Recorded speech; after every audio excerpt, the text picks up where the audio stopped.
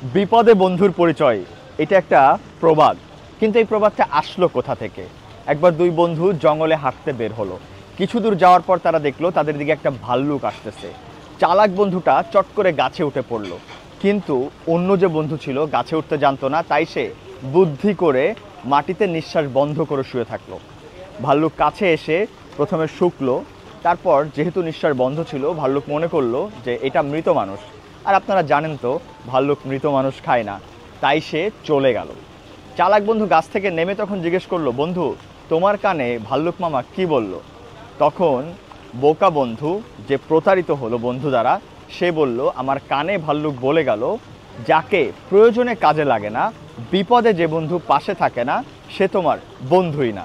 আর তখন থেকে প্রবাদটা শুরু হলো, বিপদে এই বন্ধুর পরিচয়। আপনি দেখবেন আপনি যখন বিপদে পড়বেন তখন যদি আপনার পাশে কেউ এসে দাঁড়ায়, হতে পারে সে কম পরিচিত বা একেবারেই পরিচিত না, কিন্তু বিপদে পাশে এসে দাঁড়ানো মানে সেই আপনার প্রকৃত বন্ধু। আর যে আপনার পাশে ছিল, দীর্ঘদিন আপনার সাথে ছিল, সময় দিয়েছিল, কিন্তু প্রয়োজনে যাকে পান নাই, সে মূলত বন্ধু না, সুবিধাবাদী।